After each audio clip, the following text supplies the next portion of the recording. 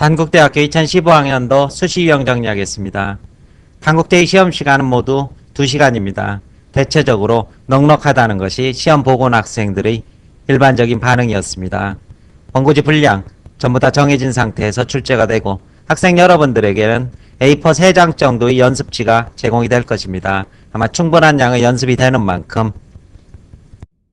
간단하게 개의와 문장 연습을 하고 난 뒤 옮겨 쓰시기 바랍니다. 특히 학생 여러분들께서 원고지 위에 연필로 살짝 쓰고 볼펜으로 위에 다시 쓰는 경우가 있는데 무척 위험한 방법입니다. 절대 하지 마시고 연습지를 활용해서 간단하게 메모 후에 답안을 옮겨 적는 그러한 방법으로 답안 작성하시고 답안지 맨 마지막이나 그 다음에 테두리를 벗어나는 곳에 자신을 드러내는 표시를 하게 되면 실격이 됩니다.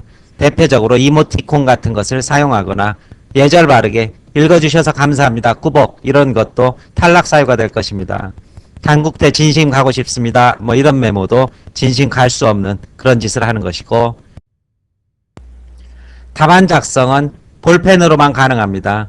따라서 연필 작성이 되지 않는 만큼 볼펜으로 지금부터 연습하시고 대신 수정 테이프를 허용합니다. 다만 빌릴 수는 없으니까 반드시 수정 테이프를 준비해서 시험장에 가시기 바랍니다. 단국대는 모두 크게 3개 문항, 작게 4개 문항이 됩니다. 1번에서 2개 문항이 분리돼서 출제되고 그리고 2번, 3번 각각 600자씩 6, 3, 18, 1800자 분량의 답안지를 작성하셔야 될 것이고 난이도는 지문의 독해가 그렇게 어렵진 않습니다. 중정도 이렇게 보시면 될 것이고 영어나 수리 지문은 출제되지 않고 도표는 3번에서 출제가 됩니다.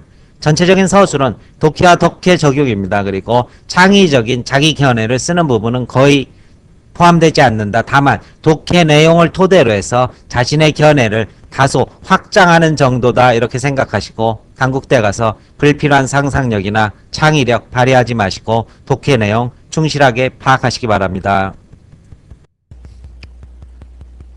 올 2015학년도 모의고사에서 단국대는 문제 1번에서는 신문학 등 3개 지문을 그리고 2번은 극문학, 하수꾼을 포함해서 3개 지문을 그리고 3번에서는 도표를 포함해서 비문학 지문을 이렇게 배치를 하고 있습니다. 따라서 각 문항당 지문이 많다는 것은 결국 지필고사형 시험이란 뜻입니다. 따라서 이것을 독해 내용을 충실히 반영해서 정답을 적어주는 시험이지 학생 나름대로 창의적인 답안지를 쓰는 시험은 아니다. 이러한 것을 지문이 많다는 그러한 시험의 특징이 충분히 보여주고 있습니다. 단국대의 기출 역사를 간단하게 살펴보겠습니다.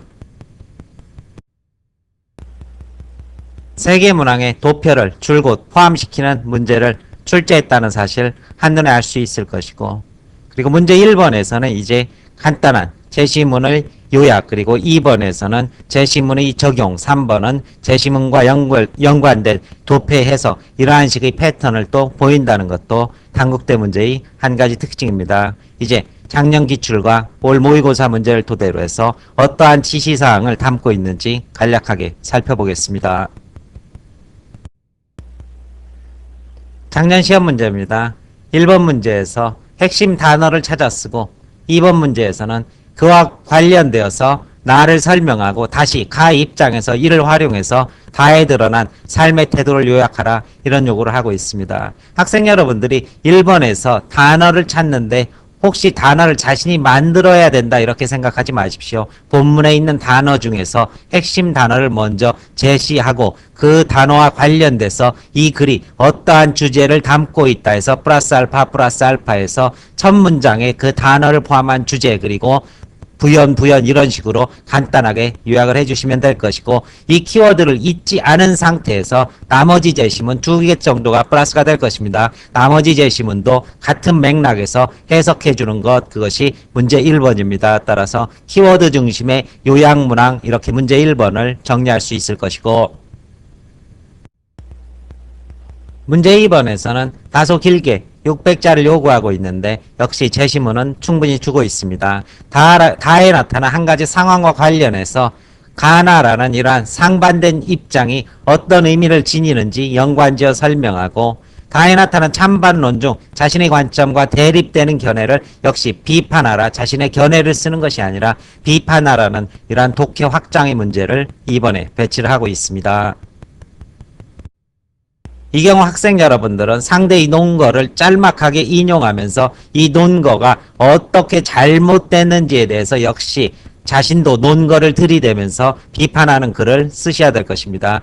너는 틀렸다거나 그러지 말고 잘해보도록 명심하자, 이런 식의 충고글을 쓰는 것이 아니라 논거를 간단하게 인용하면서 구체적인 반론과 반박의 글을 비판하면서 서술하라, 잊지 마시길 바라고, 문제 3번에서는 재심은 가나다의 키워드를 토대로 도표의 상황을 비판하고 도표를 읽어내면서 이러한 현실의 문제를 지적하고 그리고 마에서 제기된 쟁점에 관해서 논술하라, 이런 요구를 하고 있습니다. 따라서 마에서 핵심 쟁점이 여기에서는 역차별의 문제였습니다. 이러한 쟁점 그 자체, 문제 자체는 전반적으로는 여성의 불평등의 문제를 문제 상황으로 제시하고 이를 해소하기 위해서 여성 문제를 어떻게 해결할 것이냐 이렇게 광범위하게 물은 것이 아니라 그 중에서 역차별이라는 하나의 논점만을 아주 좁혀서 묻고 있는 문제였습니다. 따라서 이것도 정해진 쟁점을 벗어나서 여성 문제 전반에 대해서 서술하게 되면 핵심 논점을 놓치는 문제, 이렇게 정리할 수 있을 것입니다. 오늘 모의고사 1번 문제입니다. 전체적으로 역시 단어를 찾고 그것을 요약하는 것, 그리고 이와 관련돼서 나다의 지문을 연관성 속에서 해석하는 것, 따라서 문제의 패턴이 올해도 변하지 않을 것임을 모의고사를 통해서 시사를 하고 있습니다. 역시 문제 2번에서는 제시문의 상황을 토대로 해서 다에 제시된 원리가 가지고 있는 양면성을 분석 적용하라, 지난해 2번과 크게 다르지 않은 그러한 문제고 역시 독해 적용의 문제가 출제되었다고 볼 수 있을 것이고,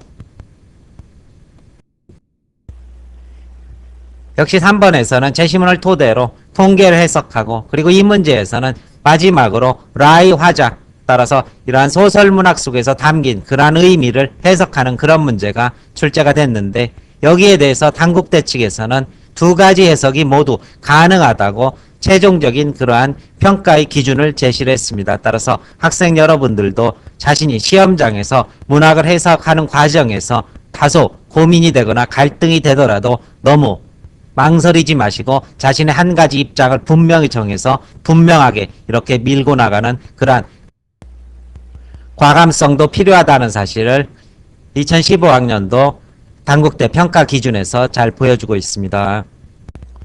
따라서 전반적으로 지난해와 그리고 올 모의고사의 문제 패턴이 거의 변함이 없습니다. 전체적으로 1800자의 1번에서 요약, 연관 해석, 2번 제시문의 복합적인 해석이나 비판, 그리고 3번 도표 활용의 해석과 그리고 자신의 견해 혹은 확장된 견해, 이러한 문제를 출제를 하고 있습니다.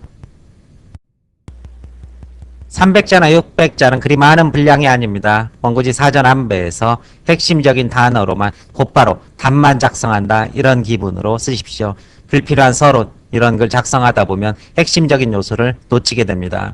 글씨체를 통일시켜 주시기 바랍니다. 처음에는 정자로 쓰다가 나중에는 날려 쓰는 글씨는 별로 보기 안 좋습니다. 그리고 소설이나 시가 아마 분명히 출제가 될 것입니다. 그 주제를 단순히 줄거리를 요약하지 말고 제시문과 관련돼서 주제를 개념화해서 첫 문장에 배치하는 연습 늘 신경 쓰셔야 될 것입니다. 공개 해설의 간단한 원고지 사용법 한번 들어두시기 바랍니다. 캠퍼스가 이전하면서 최첨단 시설을 갖추었다는 단국대 캠퍼스입니다. 수능 끝나고 짧은 기간 고생 많으셨습니다. 반드시 합격하기를 기원하겠습니다. 설명 마칩니다.